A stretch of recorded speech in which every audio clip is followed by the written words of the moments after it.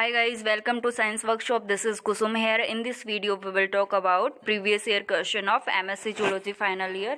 और ये जो क्वेश्चन है वो राजस्थान यूनिवर्सिटी और शेखावाटी यूनिवर्सिटी के प्रीवियस ईयर क्वेश्चन होने वाले हैं।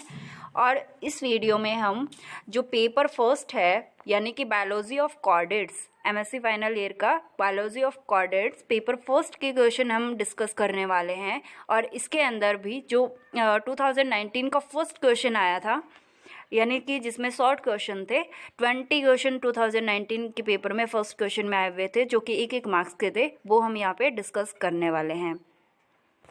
और अगर आपने चैनल को अभी तक सब्सक्राइब नहीं किया है तो प्लीज़ सब्सक्राइब करें और बेल आइकन को प्रेस करना ना भूलें ताकि नेक्स्ट वीडियो का अपडेट आपको मिल सके। तो आइए देखते हैं क्वेश्चंस। फर्स्ट क्वेश्चन क्या है?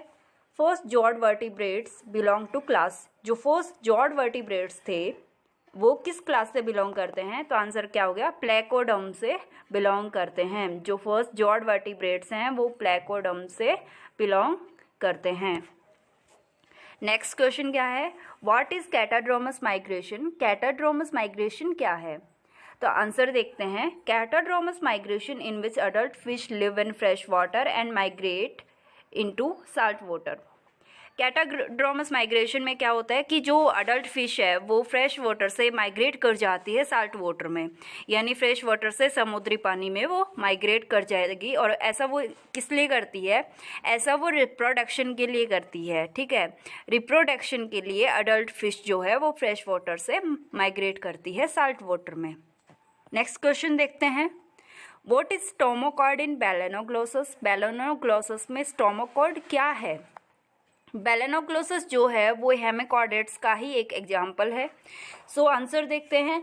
The stomochord is a flexible hollow tube found in hemichordates. जो स्टोमोकॉर्ड है वो एक फ्लैक्सिबल होलो ट्यूब है जो कि हेमिकॉर्डेट्स में प्रेजेंट होती है। और बैलेनोग्लोसस क्या है? हेमिकॉर्डेट है। दैट्स वाई स्टोमोकॉर्ड जो है वो बैलेनोग्लोसस में भी प्रेजेंट रहती है। नेक्स्ट पॉइंट है Stomachord arise in embryonic development as an outpocketing from the roof of the embryonic gut anterior to the pharynx. स्टोमाकॉर्ड जो है वो एम्ब्रियोनिक डेवलपमेंट में आउटपॉकेटिंग के रूप में अराइज होता है, एम्ब्रियोनिक गट की रूप से एंटीरियर से लेकर फेरिंग्स तक फैला हुआ रहता है। In adult they extend dorsally from pharynx into the proboscis. Adult जो है उसके अंदर ये एक्सटेंड रहता है, डोर्सली एक्सटेंड रहता है फेरिंग्स से प्रोबोसिस के अंदर। ठीक है, नेक्स्ट क्वेश्चन है व्हाट इज पीडोजेनेसिस? पीडोजेनेसिस किसको कहेंगे? अब रिप्रोडक्शन बाय लार्वल और यंग एनिमल्स, यानी कि किसी ऑर्गेनिज्म में लार्वल स्टेज में गैमेट का फॉर्मेशन हो जाता है, यानी वो लार्वल स्टेज में ही रिप्रोडक्शन कर सकता है, तो उसको हम क्या कहेंगे? पीडोजेनेसिस कहेंगे। सो फिफ्थ क्वेश्चन देखते हैं। Right the name of larva of Petromyzon. Petromyzon के लार्वा का नाम क्या है? पेट्रोमाइजोन के लार्वा का नाम है अमोनोसिट लार्वा। पेट्रोमाइजोन के लार्वा का नाम है अमोनोसिट लार्वा। नेक्स्ट क्वेश्चन देखते हैं। What is retrogressive Metamorphosis? Retrogressive metamorphosis क्या है? सो फर्स्टली मेटामॉर्फोसिस क्या होता है? मेटामॉर्फोसिस यानी लार्वा का अडल्ट में चेंज होने को ही हम नॉर्मली मेटामॉर्फोसिस कहेंगे, जिसके अंदर उसके अंदर कुछ स्ट्रक्चर और कुछ फिजिकल चेंजेज आते हैं। तो रिट्रोग्रेसिव मेटामॉर्फोसिस क्या होगा? In retrogressive metamorphosis in the larva possesses advanced characters which are lost during the development and the adult is degenerated with primitive characters. Retrogressive Metamorphosis में लार्वा जो है वो एडवांस कैरेक्टर रखता है जो कि मेटामॉर्फोसिस के दौरान यानी कि डेवलपमेंट के दौरान वो लॉस्ट हो जाते हैं और अडल्ट हमें डीजनरेटेड और प्रिमिटिव कैरेक्टर्स के साथ में मिलता है। Urochordate adults show degenerative characters while the free swimming tadpole larva shows advanced chordate characters which are lost during metamorphosis. Urochordate adult जो होते हैं उनमें डिजनरेटिव कैरेक्टर्स पाए जाते हैं। फ्री स्विमिंग टैडपोल लार्वा जो होती है यूरोकॉर्डेट्स की उसमें एडवांस कैरेक्टर होते हैं जो कि लॉस्ट हो जाते हैं मेटामॉर्फोसिस में। तो रिट्रोग्रेसिव मेटामॉर्फोसिस का जो एग्जाम्पल है वो क्या हो जाएगा, यूरोकॉर्डेट्स। यूरोकॉर्डेट्स किसका एग्जाम्पल हो जाएगा, रिट्रोग्रेसिव मेटामॉर्फोसिस का। मेटामॉर्फोसिस के ऊपर मैंने एक और वीडियो अपलोड कर रखा है, अगर आप पूरा कंप्लीट इसको देखना चाहते हैं, मेटामॉर्फोसिस के बारे में जानना चाहते हैं तो आप वहाँ चेक कर सकते हैं। यहाँ पे इनफैक्ट मेटामॉर्फोसिस जो है वो 2 टाइप का होता है, रिट्रोग्रेसिव जो कि हमने यहाँ पे पढ़ा, और एक और होता है प्रोग्रेसिव मेटामॉर्फोसिस। सो नेक्स्ट देखते हैं 7th question, what is pecten. Pecten क्या है। In the eye of the bird a comb like structure is a present, it is called pecten. जो बर्ड की आई होती है उसके अंदर कॉम्ब लाइक यानी कंघी के समान एक संरचना स्ट्रक्चर प्रेजेंट होती है, इसी को हम पैक्टेन कहते हैं। It is soft and vascular, ये सॉफ्ट और वैस्कुलर होती है। इट इज रेक्टेंगुलर प्लेट, ये एक रेक्टेंगुलर यानी आयताकार प्लेट होती है। 8th क्वेश्चन है, write difference between platyrrhine and कैटेराइन।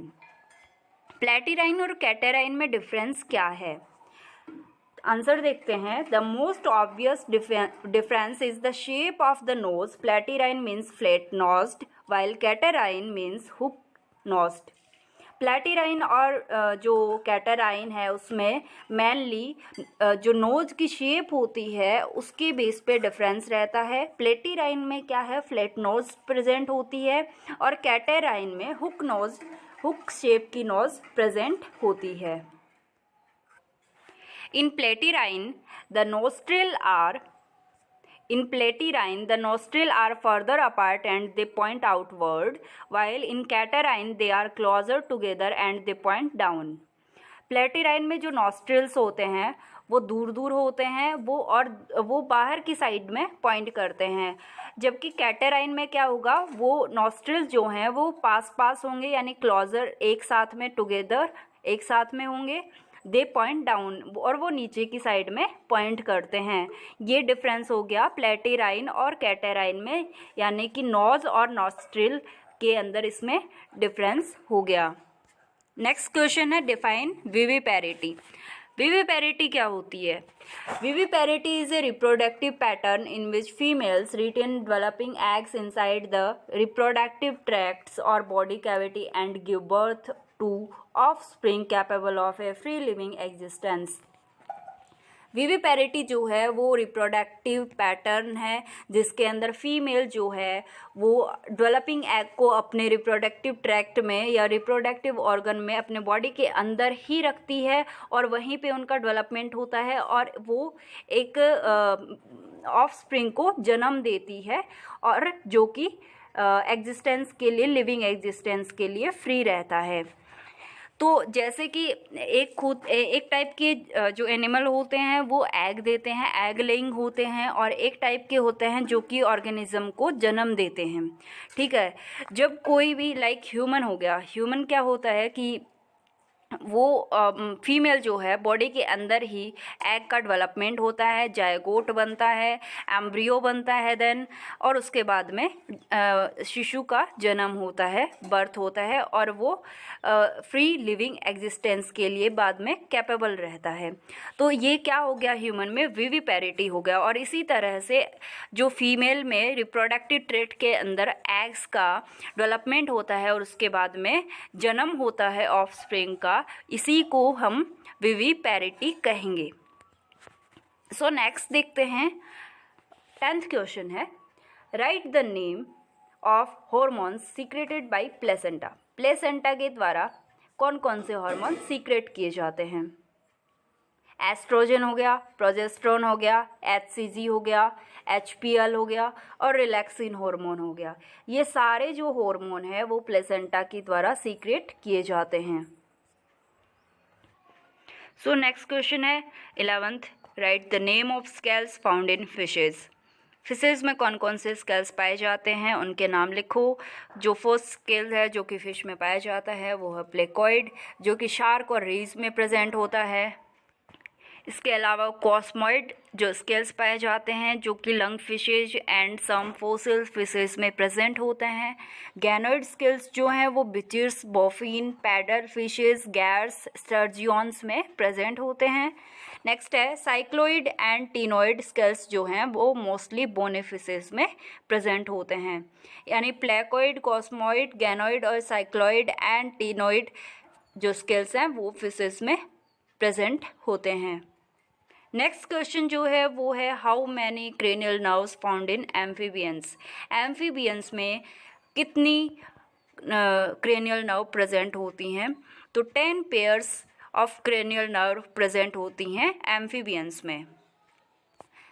What structures are formed from area opaca and area pellucida? Area ओपेका और एरिया पेलुसिडा से कौन सी स्ट्रक्चर फॉर्म्ड होती है, बनती है? तो एरिया पेलुसिडा से area pellucida is destined to become the embryo proper. Area pellucida क्या बनाती है? एम्ब्रियो प्रॉपर बनाती है। और area opaca give rise to extra embryonic structures, और जो एरिया ओपेका है वो एक्स्ट्रा एम्ब्रियोनिक स्ट्रक्चर्स बनाती है। नेक्स्ट क्वेश्चन है write the basis of classification of reptiles. Reptiles की क्लासिफिकेशन का बेसिस क्या है, आधार क्या है? तो the reptiles are classified mainly on the structure of their sculls.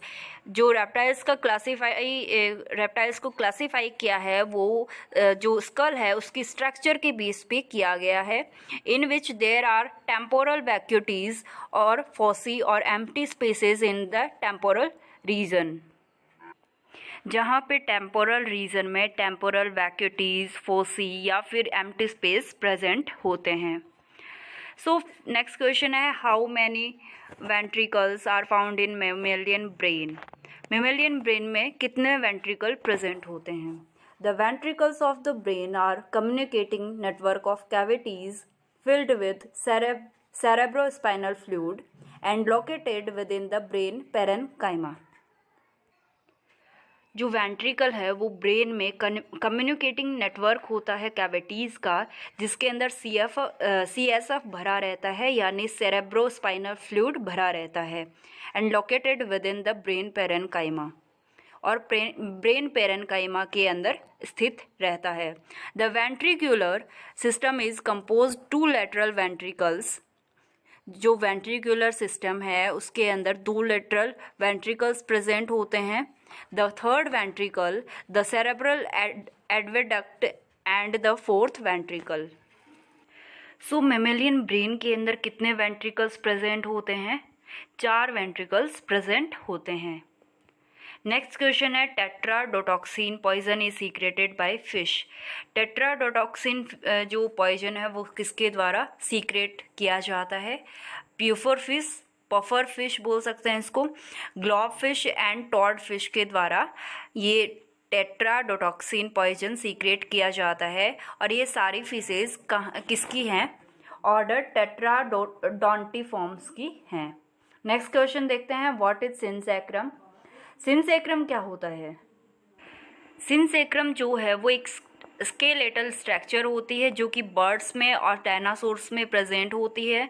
इसको हम सिंपल लैंग्वेज में समझे तो जैसे कि वर्टिब्रा या फिर बोन्स होती हैं वो फ्यूज़ हो जाती हैं और फ्यूज़ होकर कॉम्प्लेक्स बोन बनाती हैं, तो इस तरह से जो स्ट्रक्चर बनती है उसको हम सिंसेक्रम कहेंगे। ठीक है। Write the name of any 2 poisonous amphibians. Poisonous amphibians कौन कौन से हैं? अमेरिकन टोड है जो कि पॉइजनस एम्फीबियन है। इसके अलावा पॉइजन डार्ट फ्रॉग है जो कि पॉइजनस एम्फीबियन है। ठीक है। नेक्स्ट क्वेश्चन है व्हाट इज रीपैरेटिव रीजनरेशन। रीपैरेटिव रीजनरेशन क्या होता है? रीजनरेशन किसको कहेंगे? कि हीलिंग ऑफ इंजरी, जो चोट लगती है वो हील हो जाती है तो उसको हम रीजनरेशन कहेंगे। या फिर कोई भी बॉडी का पार्ट है वो कट हो गया और वो वापस रीजनरेट हो गया यानी कि वो वापस बन गया तो उसको हम रीजनरेशन कहेंगे। और रीजनरेशन के भी कई टाइप होते हैं, उसके अंदर एक टाइप है रीपैरेटिव रीजनरेशन का। तो चलिए देखते हैं what is reparative regeneration. In this multicellular organism has the power only to repair certain damaged cell of the body.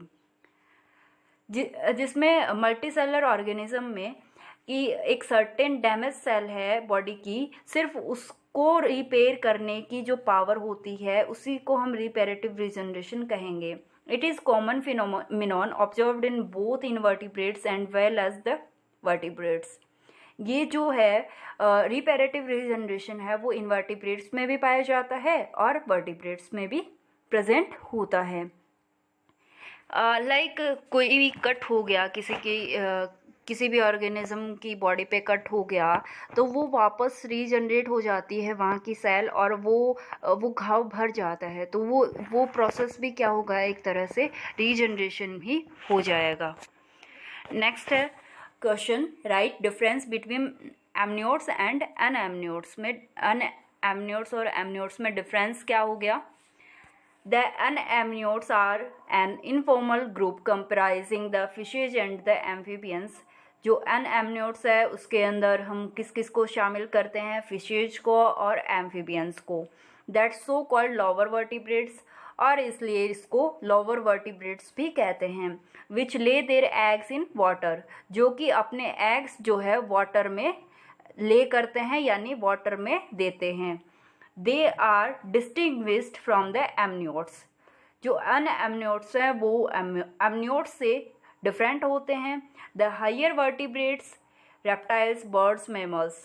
तो एमनियोट्स में किसको शामिल किया गया है? रेप्टाइल्स को, बर्ड्स को और मैमल्स को, जो कि क्या हैं? हायर वर्टिब्रेट्स हैं। Which lay their egg on land और retain the fertilised egg within the mother. और जो कि ज़मीन के ऊपर अंडे देते हैं, या फिर जो फर्टिलाइज्ड एग है वो मदर के अंदर ही रिटेन रहता है, यानी कि विविपेरिटी टाइप में।